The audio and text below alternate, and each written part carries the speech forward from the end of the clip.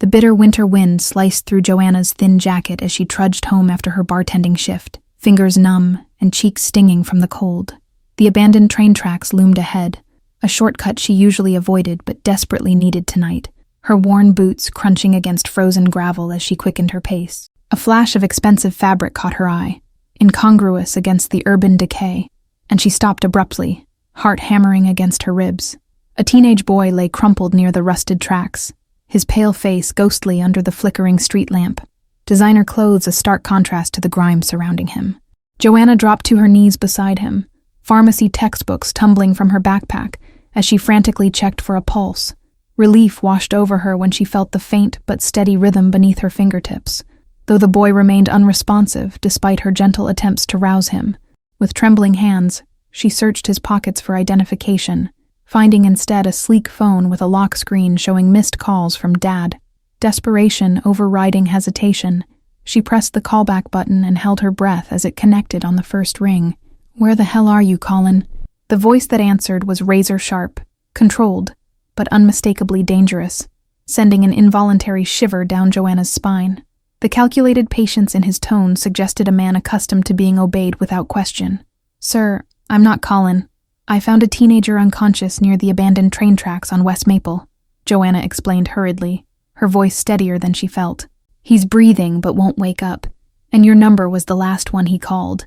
A tense silence followed, broken only by what sounded like a glass being set down with deliberate control. "Describe exactly where you are," the man commanded, his voice now eerily calm, "and do not move him or leave his side until I arrive." Within minutes, the quiet night exploded into controlled chaos. Black SUVs materializing from nowhere, men in tailored suits fanning out with military precision.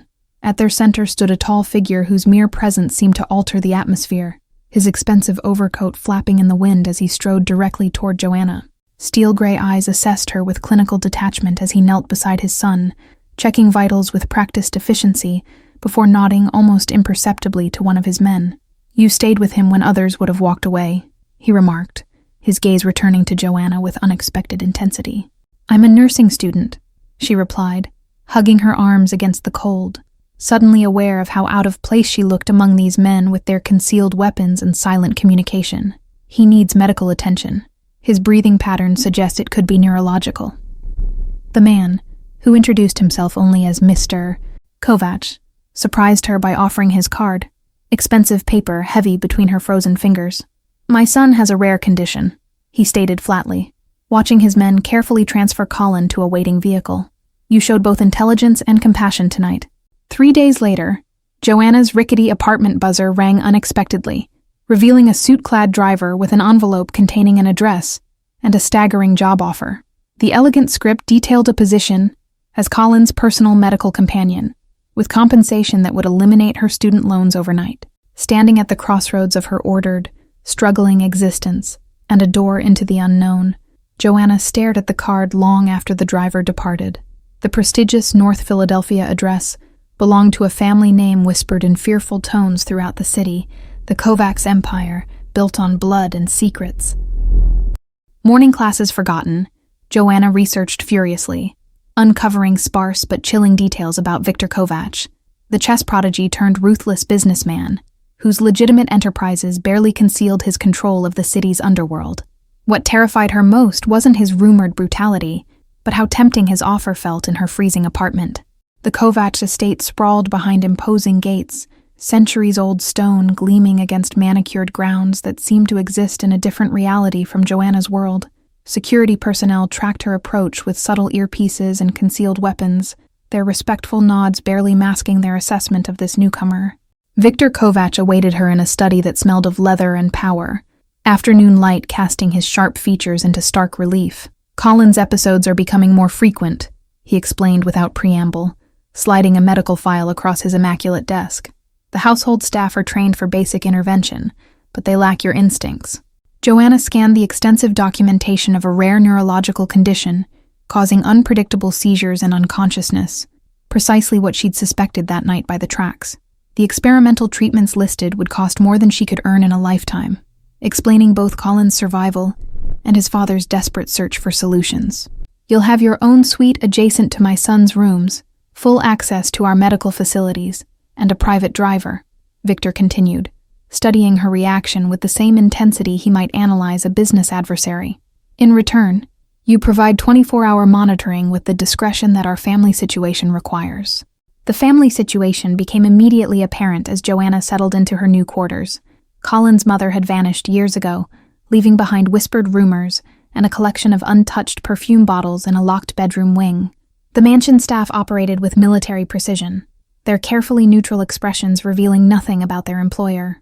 Colin himself proved to be a study in contradictions.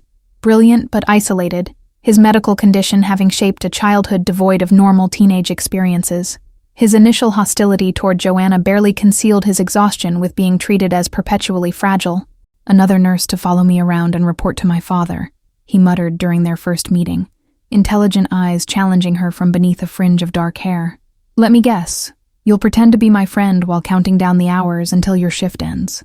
Joanna surprised both of them by pulling up a chair instead of retreating from his anger. "I'm actually not a nurse yet, just a student who tends bar to pay tuition," she replied honestly, setting aside the formal medical chart. "And I don't do pretend friendships. They're too exhausting." The mansion operated on unspoken rules that Joanna absorbed through careful observation. Certain rooms remained off-limits, business associates were never acknowledged outside official meetings, and Victor's sudden appearances and disappearances were never questioned. The household staff's polite distance gradually warmed as they recognized her genuine concern for Colin. 3 weeks into her employment, Joanna encountered Victor in the kitchen at 3 a.m., his usual imposing presence softened by rumpled hair and the absence of his tailored suit jacket.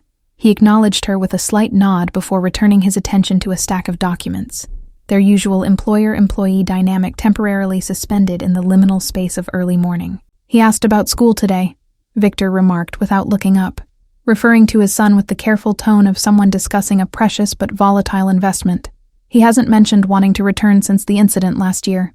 The gradual shift in household dynamics centered around mealtimes, with Joanna's stubborn insistence that Colin needed normalcy as much as medication. Victor began appearing at dinners that had previously been solitary affairs, his initial stiff formality gradually yielding to genuine engagement with his son's academic interests. Victor's associates viewed Joanna with undisguised curiosity during their brief encounters, their calculated assessment of her position in the household hierarchy evident in every interaction.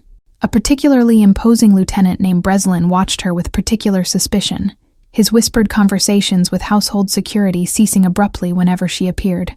Walking the mansion's perimeter one evening, Joanna stumbled upon a heated exchange between Victor and an elegantly dressed man whose veiled threats regarding unstable investments carried unmistakable menace. The conversation ended abruptly when they noticed her presence, Victor's expression shifting seamlessly from cold fury to neutral acknowledgement. Colin's condition manifested without warning during breakfast. A dropped glass, the only prelude to his eyes rolling back as his body stiffened and then convulsed violently. Joanna moved with practiced efficiency, clearing space and positioning him safely while the kitchen staff froze in momentary panic. Victor appeared within seconds, his face a careful mask that failed to hide the fear in his eyes as he watched Joanna stabilize his son. The crisis passed in minutes, but the aftermath lingered in the mansion's tense atmosphere and Colin's embarrassed withdrawal to his room. "You handled that well," Victor acknowledged later, finding Joanna monitoring Colin's vital signs after he'd fallen into exhausted sleep. "Most people panic or overreact. You remained completely focused." The episode created an unexpected shift in Colin's attitude toward Joanna, his defensive walls crumbling slightly as she treated the incident with matter-of-fact compassion rather than pity. When she suggested adapting his medication timing, rather than restricting his activities further, his surprise was palpable. "Dad usually adds another security detail or cancels my plans whenever this happens," Colin confided during their afternoon chess match, his fingers hovering over a knight. "Everyone treats me like I might shatter if they speak too loudly." Joanna recognized the psychological damage caused by excessive protection. Colin's medical condition had become his entire identity, overshadowing the intelligent, wry-humored teenager beneath. With cautious determination, she began introducing controlled normalcy into his carefully regulated life. The music room became their sanctuary, Colin's remarkable piano talent emerging from years of solitary practice as Joanna encouraged him to teach her simple melodies. His confidence grew with each session, pride replacing embarrassment when his father occasionally paused in the doorway to listen. Victor found Joanna reviewing Colin's extensive medical records one night. Her nursing textbooks spread across the library table alongside journal articles she'd specially requested. "You're looking for something specific," he observed. Not a question, but an assessment. His usual distance temporarily suspended by shared concern. "His condition doesn't match the typical progression pattern," she explained, pointing to anomalies in test results that had been overlooked by specialists accustomed to deferring to Victor's influence rather than challenging his expectations. "I think the current treatment protocol might be addressing symptoms rather than causes." The specialized neurologist Victor summoned the following day confirmed Joanna's suspicions after extensive testing. Colin's condition stemmed from a rare autoimmune response rather than the genetic disorder previously diagnosed. The revised treatment plan offered the first genuine hope for improvement rather than mere management. Colin's first successful day at the private tutors without a medical episode became a quiet celebration, with Victor returning early from business dealings to join them for dinner. Something subtle had shifted in the household dynamic. Joanna no longer felt like an employee, but something undefined and increasingly essential to both father and son. The careful distance Victor maintained began showing hairline fractures, a lingering glance across the dinner table, fingers briefly touching when passing documents, conversations extending beyond Colin's care into the realm of personal history. His legendary control remained intact, but Joanna sensed the effort it now required. Victor's business associate Breslin interrupted one such conversation with urgent news delivered in hurried whispers, their eyes darting toward Joanna with unmistakable suspicion. The familiar cold mask descended over Victor's features as he excused himself, but not before Joanna caught a glimpse of something dangerous awakening behind his carefully composed expression. Later that night, passing Victor's study on her way to check on Colin, Joanna overheard a conversation that chilled her blood, mentions of territorial disputes and leverage that confirmed her growing suspicions about exactly what kind of empire Victor Kovatch controlled. The world she had entered was far more dangerous than she had allowed herself to acknowledge. The mansion's security doubled overnight, additional guards appearing at all entrances, and Colin's activities restricted once again without explanation. When Joanna questioned the changes, Victor's response was measured, but final. "There are people who would use any perceived weakness against me, including my son's condition." Joanna found herself unconsciously cataloging Victor's rare, unguarded moments. The way his expression softened when Colin played piano, how his hands betrayed tension through barely perceptible movements. Each observation chipped away at the fearsome reputation that preceded him throughout Philadelphia's underworld. A cryptic phone call interrupted their dinner, Victor's demeanor shifting instantly from engaged conversation partner to calculating strategist. The transformation fascinated Joanna, how completely he could compartmentalize, stepping between worlds with practiced ease while everyone around him scrambled to adjust. "You're not afraid of me," Victor stated matter-of-factly one evening, as they reviewed Colin's improved test results in his study, the accusation hanging between them like smoke. "Everyone fears me except my son, and now, inexplicably, you." Snow fell in thick curtains outside the study windows, as Joanna considered her response, the mansion unusually quiet around them. "I fear what you're capable of," she admitted finally, meeting his gaze directly. "But that's different from fearing who you are." The distinction visibly startled Victor, his careful composure slipping just enough to reveal something vulnerable beneath the calculated exterior. He stood abruptly, moving to refill his glass as though needing distance from a conversation that had veered into dangerous territory. Colin's unexpected question over breakfast, "Are you dating my father?" sent coffee splattering across the morning newspaper as Joanna choked in surprise. The teenager's analytical gaze missed nothing, cataloging the lingering glances and shifted dynamics with the same precision he applied to chess strategies. "He actually talks when you're in the room," Colin continued, his matter-of-fact observation cutting through Joanna's stammered denial. "Before you came, sometimes days would pass with just business discussions and medical updates. Nothing real." A charity gala at the city's art museum pulled Victor reluctantly into public view, his carefully cultivated business persona requiring occasional social appearances despite his preference for operating from the shadows. Colin's improved condition allowed him to attend alongside his father for the first time in years. Joanna found herself included without explanation, a midnight blue gown delivered to her suite with jewelry that probably cost more than her entire college education. The unspoken expectation hung in the air. She would accompany them not as staff, but as something undefined. The glittering event revealed another facet of Victor's world, the legitimate business empire that laundered both money and reputation, transforming a criminal enterprise into respectable philanthropy. Society elites circled him with nervous deference, their practiced smiles never quite reaching wary eyes. "The woman who tamed the beast," whispered a champagne-emboldened socialite when Joanna stepped away from Victor's side momentarily. "Everyone's wondering exactly what hold you have over Philadelphia's most dangerous widower."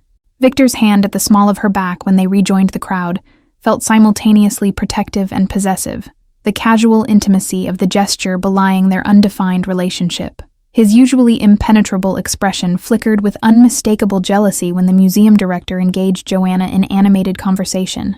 The night air carried a biting chill as they stepped outside, Victor's suit jacket settling around Joanna's shoulders in a gesture so automatic it surprised them both. Something unspoken passed between them, the careful boundaries they'd established blurring beneath the winter sky. Colin's knowing smile when Victor's hand remained intertwined with Joanna's during the drive home communicated volumes: approval, hope, and the satisfaction of a perceptive teenager proven right.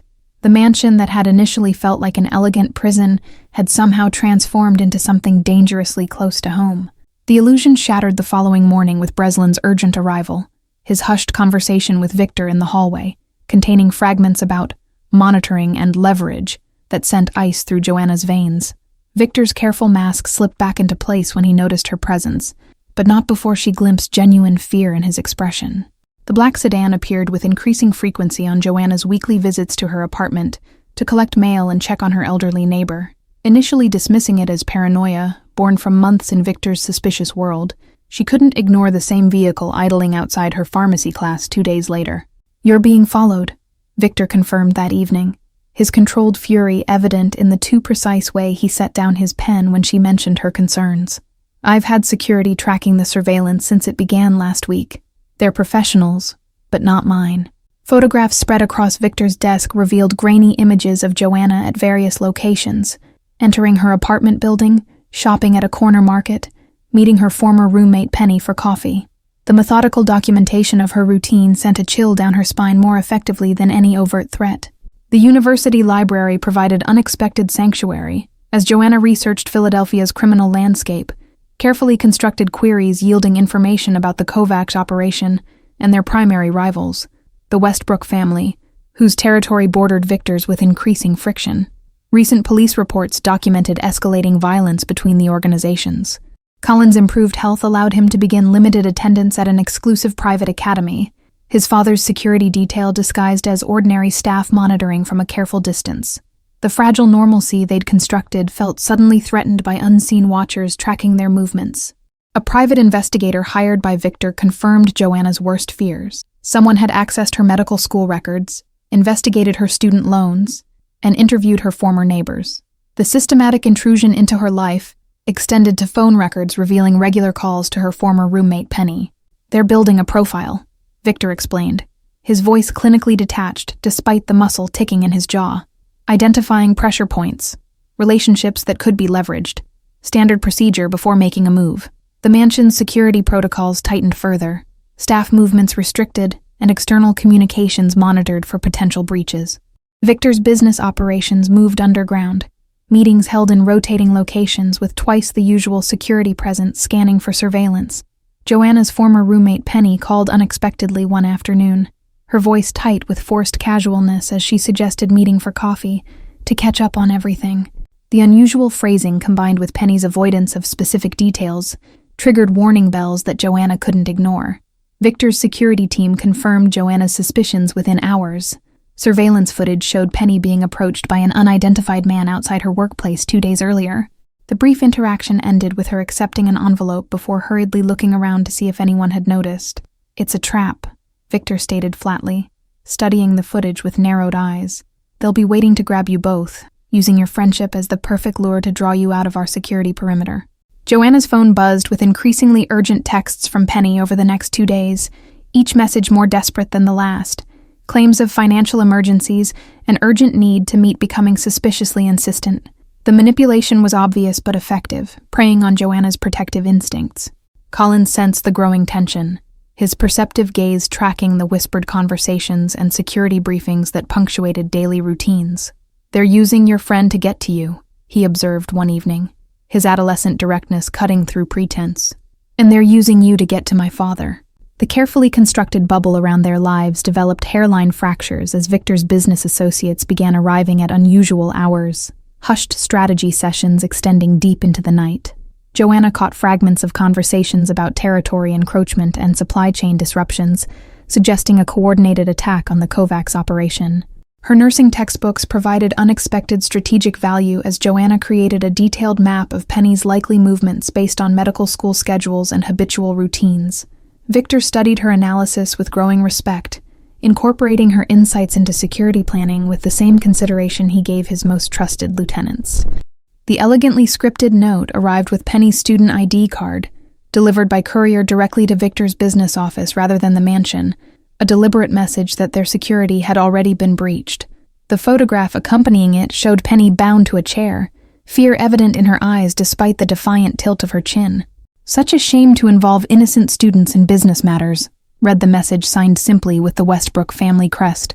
"However, your new household member has complicated negotiations by providing medical stability to your greatest vulnerability." Victor's glacial calm as he handed Joanna the note terrified her more than any emotional outburst, his controlled breathing and perfectly steady hands signaling a man retreating into the coldest, most dangerous aspects of himself. Only his eyes betrayed the murderous calculation occurring behind his composed exterior. The demands were explicit. Joanna would provide detailed information about Colin's condition, treatment protocols, and emergency response procedures, essentially creating a blueprint for exploiting his medical vulnerability. In exchange, Penny would be released unharmed with enough money to relocate and finish her education elsewhere. "They want me to choose between betraying your son and sacrificing my friend," Joanna whispered, the impossible decision settling like lead in her stomach. "They're betting I'll either give them what they want or run, either way destroying what we've built here." Colin found her staring blankly at the mansion gardens, the ultimatum clutched in her hand as she contemplated options that all led to unbearable outcomes. His unexpected maturity surfaced as he sat silently beside her, offering companionship without demands until she finally showed him the letter. "Dad will kill them all," Colin stated with disturbing certainty, his matter-of-fact assessment chilling in its accuracy. "He'll burn everything they care about and salt the earth afterward. It's who he is when threatened." The realization hit Joanna with stunning clarity. She had fallen in love with Victor Kovatch despite knowing exactly what he was capable of, her heart recognizing the complex man beneath the fearsome reputation. The same hands that gently steadied his son during medical episodes had undoubtedly ordered executions without hesitation. Victor found them still sitting together, as sunset painted the gardens in blood-red hues, his expression unreadable as he assessed them both. "I've instructed my men to prepare for various scenarios," he informed them, voice deliberately neutral. "But the decision must be yours, Joanna." The operations center established in the mansion's east wing buzzed with controlled activity. Surveillance feeds, tactical planning, and weapons preparation occurring with military precision. Victor's organization had mobilized with frightening efficiency, his legitimate business operations suspended as resources diverted to a singular focus. Breslin's obvious disdain for involving Joanna in planning sessions dissolved when she identified critical weaknesses in their proposed extraction scenarios. "Penny has a severe shellfish allergy," she explained, marking potential holding locations on their map. Any site near seafood processing would require them to have epinephrine on hand. The waterfront warehouse district narrowed their search parameters significantly. Infrared scans of buildings in the area, revealing a single location with appropriate security measures, and recent electrical usage patterns. Victor studied the information with cold precision, his tactical mind processing variables and calculating risks. "I won't be responsible for turning you into someone like me," Victor stated unexpectedly as they finalized plans, his hand covering hers briefly across the tactical map. "Once this boundary is crossed, there's no return to the person you were before." The burner phone delivered by Westbrook's courier connected Joanna directly to the operations mastermind, a woman whose cultured voice carried absolute certainty in her own power. "You have 24 hours to decide which life matters more to you," she informed Joanna coolly. "Your friend's actual life or your boyfriend's son's quality of life?" Joanna's response surprised even herself. the calm in her voice belying the thundering of her heart. "I'll bring Colin's complete medical file to the exchange," she agreed, ignoring Victor's sharp glance across the planning table. "But I need proof of life first. Penny on video, today's newspaper visible." The proof of life video arrived within hours, Penny's forced smile betraying her terror as she read the scripted message, assuring Joanna she was being treated well. The bruise darkening her cheekbone told a different story, igniting a quiet rage that Joanna hadn't known herself capable of feeling. Victor watched her closely as she analyzed the video's background for clues, his assessment shifting subtly from protective concern to professional respect. "You're not planning to actually give them Colin's medical information," he stated, recognition dawning in his eyes as she assembled a modified file with subtle but dangerous inaccuracies.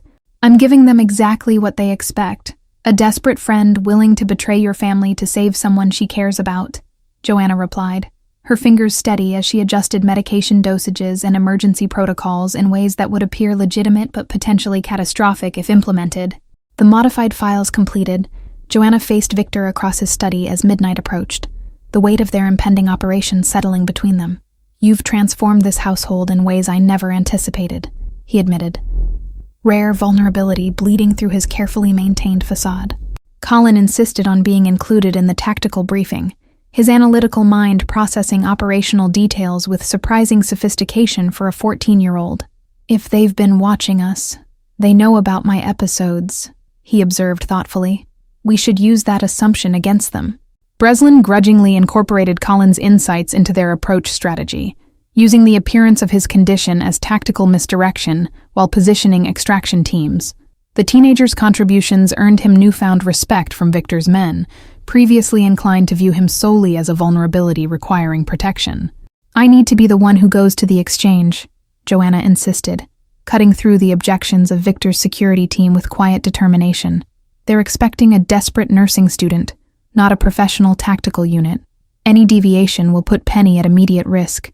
Victor's absolute stillness as he processed her request spoke volumes, the war between his tactical judgment and personal feelings playing out in microscopic expressions only Joanna had learned to read. His eventual nod carried reluctant acceptance, wrapped in barely contained fear for her safety. The safe house Victor brought them to contained an unexpected ally, a police detective whose longtime friendship with Victor predated his criminal empire. "I can't officially know about this operation," the detective explained, sliding unofficial building plans across the table. "But the Westbrook family crossed a line bringing civilians into play." Joanna absorbed the tactical training compressed into 6 intense hours, her medical background providing unexpected advantages in understanding pressure points and vulnerable anatomy. Victor's men treated her with increasing respect as she mastered basic self-defense techniques with determined focus. "Take this," Victor instructed, pressing a sleek phone into her palm hours before the exchange. "It looks standard but has military-grade encryption and a panic button that will activate immediately if you're in danger. One press, and we come in regardless of circumstance." The final preparation involved Victor's hands cupping Joanna's face, his carefully constructed walls completely absent as he studied her features with unbearable intensity. "You've become essential," he admitted, the simple statement carrying more weight than any grand declaration could have. Colin hugged her fiercely before she departed, his gangly teenage frame suddenly seeming much younger in his fear. "You changed everything here," he whispered against her shoulder. "Please come back so we can see what else changes." The exchange location, a semi-abandoned factory complex on the waterfront, loomed in the distance as Joanna approached alone, clutching the falsified medical file and forcing herself to project the terrified desperation expected of her. The weight of Victor's specialized phone in her pocket provided her only connection to the team positioned invisibly nearby. The warehouse door scraped open at her approach, revealing the elegantly dressed woman whose voice Joanna recognized from their phone conversation. "Ms. Bennett," she greeted with predatory politeness, motioning Joanna inside with manicured fingers. How refreshing to see someone who values friendship above newfound luxury. The warehouse interior stretched cavernously around them, support pillars creating shadowed alcoves where armed men stood at strategic intervals. Penny sat bound to a chair at the center of the space, relief flooding her exhausted face as she spotted Joanna approaching cautiously. "The medical files," demanded the Westbrook matriarch. Joanna now recognized her from newspaper photos as Caroline Westbrook, the family's ruthless acting head since her husband's imprisonment. "Complete and unaltered, I presume?" or this touching reunion will be tragically brief." Joanna extended the file with convincingly shaking hands, her eyes never leaving Penny's face, as Caroline's lieutenant began examining the documents with professional scrutiny. "Everything from treatment protocols to emergency procedures," Joanna confirmed, injecting desperation into her voice. "Now please, let her go." Caroline's crimson smile never reached her calculating eyes as she signaled to release Penny's restraints. "Business is business, my dear," she remarked conversationally, watching Penny stumble toward Joanna on numbed legs. "Though I wonder if Victor Kovatch will still want you when he learns of your betrayal." The moment Penny reached her side, Joanna activated the hidden transmitter with a subtle movement, the prearranged signal launching coordinated action from Victor's teams positioned throughout the warehouse complex. The main lights cut simultaneously, plunging the space into darkness broken only by emergency fixtures. "Down!" Joanna commanded, pulling Penny to the concrete floor as precise gunfire erupted from multiple directions, the tactical teams moving with military precision through darkness they had prepared for, while their opponents scrambled in confusion. Westbrook's men returned fire blindly, their bullets striking harmlessly into empty space. Victor appeared like a specter through swirling dust, his movements economical and lethal as he advanced directly toward Caroline Westbrook with singular focus. Two of her guards moved to intercept him and went down without breaking his stride, the cold efficiency of his advance terrifying in its precision. "You miscalculated," Victor informed Caroline with chilling calm, his weapon trained unwaveringly between her eyes as his men secured the remaining Westbrook forces. "You thought she was my weakness when in fact she's become my strength." Joanna focused on checking Penny's injuries, her medical training overriding the chaos surrounding them as she cataloged dehydration, contusions, and a dislocated shoulder that would require immediate attention.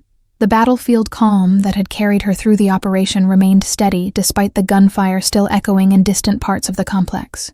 "You're one of them now," Penny whispered, fear and disbelief mingling in her expression as she watched Joanna efficiently administer first aid with supplies from a hidden pocket. "All this time, I thought you were trapped in their world, but you've become part of it." Caroline Westbrook's composure finally cracked as Victor's men systematically dismantled her operation, uncovering evidence of not just the kidnapping, but extensive plans targeting Colin's medical vulnerability. "This is business," she hissed, desperation bleeding through her sophisticated veneer. "Nothing personal, just leverage." "That was your fundamental mistake," Victor replied, his voice devoid of emotion as he surveyed the secured warehouse. "You made it personal the moment you targeted my family, both my son and the woman who protects him." Police sirens wailed in the distance as Victor's detective ally coordinated the official response, ensuring the Westbrook family would face legitimate consequences while keeping Victor's direct involvement minimized. Evidence of Caroline's numerous criminal enterprises had been strategically placed for easy discovery. The warehouse's abandoned office revealed a wall of surveillance photos tracking Colin's medical appointments, Joanna's class schedule, and Victor's business meetings, all meticulously documented for months. Caroline's obsession with destroying Victor had extended far beyond business rivalry into dangerous personal vendetta, her notes detailing exactly how Colin's condition could be exploited. Breslin discovered a hidden safe containing medical supplies identical to Colin's emergency medication, but chemically altered to trigger rather than prevent seizures. The sophisticated plan had been designed not just to gain leverage, but to potentially eliminate Victor's heir entirely, a level of calculated cruelty that shocked even Victor's hardened security team. The detective quietly pocketed a flash drive containing evidence of police officers on Caroline's payroll, his expression grim as he nodded to Victor.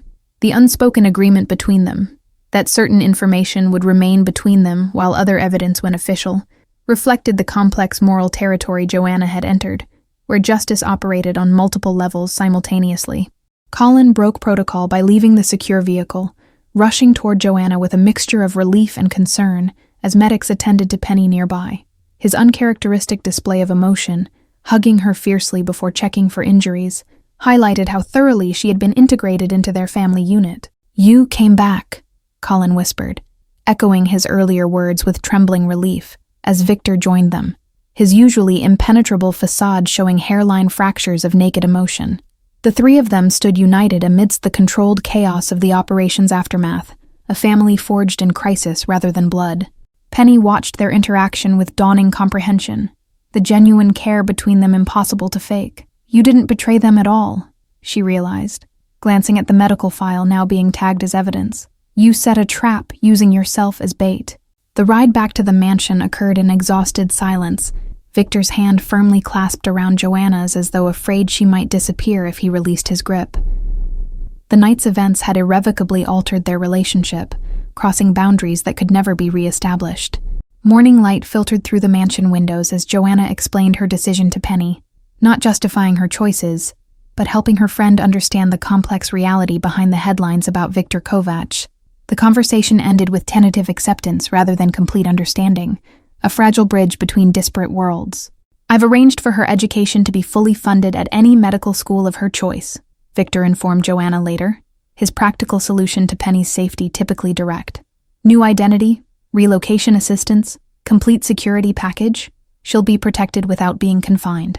The Westbrook organization crumbled in the aftermath of Caroline's arrest, her empire collapsing beneath the weight of evidence compiled by Victor's detective ally. The power vacuum created unprecedented opportunity for restructuring Philadelphia's criminal landscape, with whispers of reform replacing brutal enforcement. Colin thrived in the weeks following the warehouse confrontation, his medical condition stabilizing further under the revised treatment protocol Joanna had developed. His newfound confidence extended beyond health improvements to social engagement, his intelligence finding outlets beyond the mansion's protective walls. "The board has approved your scholarship," Victor announced over dinner, sliding an envelope bearing the university's seal toward Joanna. "Full medical school funding, guaranteed residency. Your education continues without financial constraints." The offer represented everything Joanna had struggled for before entering their world: financial security, educational opportunity, professional advancement. Yet the clinical detachment in Victor's presentation suggested he was preparing for her departure. His careful avoidance of emotional language betrayed the assumption that she would choose to return to her former life. "I'm not leaving," she stated simply, the declaration hanging in the air between them as Victor's carefully neutral expression faltered. "This scholarship means I can finish my degree while continuing here. The best of both worlds, rather than a choice between them." Relief flooded Victor's face before he could mask it, the vulnerability in his expression more meaningful than any grand declaration. "This household, this family, functions because of your presence," he acknowledged, the admission clearly difficult for a man accustomed to absolute self-reliance. The criminal empire Victor had built began its careful transformation under Joanna's subtle influence, violence gradually replaced by negotiation, intimidation giving way to mutual benefit. His reputation for ruthlessness remained strategically intact, while his actual operations evolved toward legitimacy.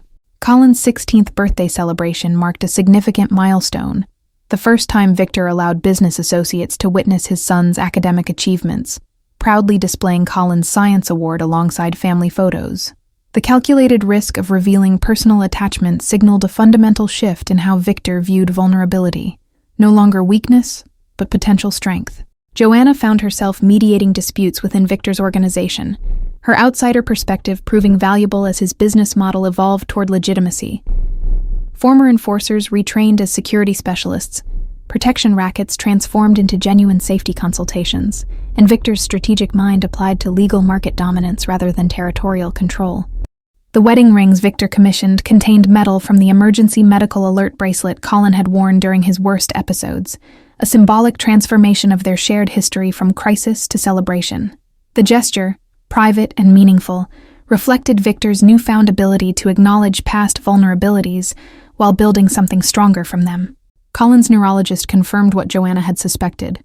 His condition had been exacerbated by psychological factors, the constant stress of his environment triggering physical symptoms that proper treatment now managed effectively. The diagnosis validated her holistic approach to his care beyond medication alone. The mansion's East Wing, previously housing security operations and strategic planning, underwent renovation into medical research facilities focused on rare neurological conditions. Victor's resources directed toward scientific advancement rather than territorial expansion, his influence reshaping medical access throughout Philadelphia. Joanna completed her nursing degree with honors, her practical experience in Colin's care, complementing theoretical knowledge in ways her professors found remarkable. Her graduation ceremony marked the first time Victor attended a public event, without security concerns, overshadowing the occasion. "You've created something unprecedented," Victor's detective ally remarked during a rare social visit, observing the transformed household dynamics with professional interest. A criminal empire evolving toward legitimacy through influence rather than force. Generations of law enforcement strategy never accomplished what you've managed through compassion. The bedroom wing that had remained closed since Colin's mother's disappearance was finally opened and renovated, ghosts of the past addressed, rather than avoided, as Victor shared painful truths with both Colin and Joanna. The conversations healed wounds long festering beneath the surface of their carefully constructed lives. Victor's proposal came not with dramatic gesture, but with characteristic directness. A simple question asked as they watched Colin playing piano one evening, the domestic tranquility they'd created together more valuable than all his accumulated power and wealth. His voice held uncharacteristic uncertainty as he asked Joanna to make their unconventional family official. The wedding united disparate worlds. Joanna's university friends mingling awkwardly with Victor's business associates, boundaries between legitimate and shadow economies, temporarily dissolved in celebration of the unlikely partnership that had begun with a phone call beside abandoned train tracks on a winter night. Thank you all for following this story. If you enjoyed it, please write in the comments where you're watching from, and don't forget to like, subscribe, and share this video, as your support is what allows me to continue creating content here.